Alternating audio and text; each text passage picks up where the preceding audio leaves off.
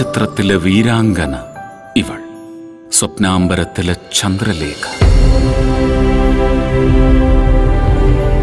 വിണ്ണിൻ പ്രഭാവങ്ങളൊന്നായി ഇടം ചേർന്ന പൂവാണ്, പുഴയാണ് പെൺ പെരുമ. എന്നും പ്രഭാതങ്ങളെന്ന പോലെ, കാണാൻ കൊതിക്കുന്ന കാഴ്ച പോലെ, ഉള്ളിൻ്റെ ഉള്ളിൽ കുറിച്ചതല്ലേ, ചൊല്ലാതെ ചൊല്ലാൻ കൊതിച്ചതല്ലേ.